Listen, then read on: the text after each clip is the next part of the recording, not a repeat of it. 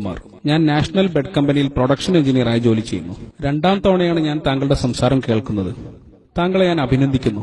ഗ്രന്ഥങ്ങളിൽ നിന്നും ഗ്രന്ഥങ്ങളിലേക്കും വചനങ്ങളിൽ നിന്ന് വചനങ്ങളിലേക്കും വളരെ വേഗം ചലിക്കുന്ന താങ്കളുടെ ഓർമ്മശക്തി തീർച്ചയായും അഭിനന്ദനമർഹിക്കുന്നതാണ്. എന്റെ ചോദ്യം സമാധാനത്തെക്കുറിച്ചുള്ളതാണ്. സമാധാനം എന്നത് ഇന്ന് ലോകത്താകമാനം വെറുക്കപ്പെട്ടൊരു സംഗതിയായി മാറിയിരിക്കുകയാണ്. താങ്കളുടെ അഭിപ്രായത്തിൽ നമുക്കെങ്ങനെ ലോകത്താകമാനം സമാധാനം പുനഃസ്ഥാപിക്കാൻ സാധിക്കും? വളരെ നല്ലൊരു ചോദ്യമാണ് സഹോദരൻ ചോദിച്ചിരിക്കുന്നത്. ഇന്ന് പരക്കെ വെറുക്കപ്പെടുന്ന സമാധാനം നമുക്കെങ്ങനെ പുനഃസ്ഥാപിക്കാൻ സാധിക്കുമെന്നാണ് സഹോദരന്റെ ചോദ്യം. യുദ്ധക്കെടുതികൾ അനുഭവിച്ചുകൊണ്ടിരിക്കുന്നവർ സമാധാനത്തിനു വേണ്ടി നിലവിളിച്ചുകൊണ്ടിരിക്കുകയാണ്. യുദ്ധഭൂമിയിൽ പിടഞ്ഞു വീഴുന്നവർ യാചിക്കുന്ന ആ സമാധാനം എങ്ങനെ നമുക്ക് പുനഃസ്ഥാപിക്കാൻ സാധിക്കുമെന്നാണ് ചോദ്യം. സലാം, സിൽം എന്നീ അറബി പദങ്ങളിൽ നിന്നാണ് ഇസ്ലാം എന്ന പദം ഉത്ഭവിക്കുന്നത്. സലാമിന്റെ അർത്ഥം സമാധാനം എന്നാണ്. സിൽമിന്റെ അർത്ഥം ദൈവത്തിന് മുൻപിൽ സമ്പൂർണമായി സമർപ്പിക്കുക എന്നാണ്. സമാധാനം നേടാനുള്ള ഏറ്റവും നല്ല മാർഗം സമ്പൂർണമായി ദൈവത്തിന് സമർപ്പിക്കലാണ്.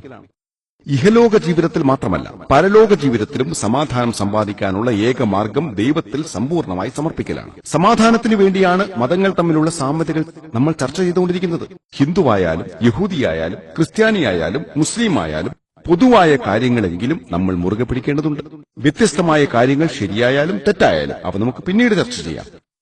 ഏറ്റവും ചുരുങ്ങിയതും ഒരേ ഒരു ദൈവമെന്ന സത്യമെങ്കിലും നമ്മൾ അംഗീകരിക്കുകയും ആ ദൈവത്തെ മാത്രം ആരാധിക്കുകയും മറ്റാരെയും ആരാധിക്കാതിരിക്കുകയും ചെയ്യുക.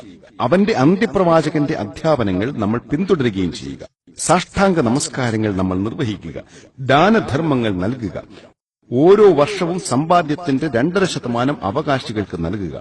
ദൈവാനുഗ്രഹമുണ്ടെങ്കിൽ തീർത്ഥാടനം നടത്തുക. കള്ളുകുടിക്കാതിരിക്കുക. ചൂതാട്ടങ്ങൾ ഒഴിവാക്കുക. ഇത്തരം കാര്യങ്ങളായിരിക്കണം സമാധാനത്തിനു വേണ്ടിയുള്ള തുടക്കം. ദൈവത്തിന്റെ കൽപ്പനകൾ നമ്മൾ പാലിക്കുകയും സമ്പൂർണമായി അവന് സമർപ്പിക്കുകയും ചെയ്യുമ്പോൾ നമുക്ക് മാനസികമായും ശാരീരികമായും സമാധാനം കൈവരും. ഇഹലോകത്തും പരലോകത്തും സമാധാനം കൈവരും. ചോദ്യത്തിനുള്ള ഉത്തരം ലഭിച്ചു എന്ന് പ്രതീക്ഷിക്കുന്നു.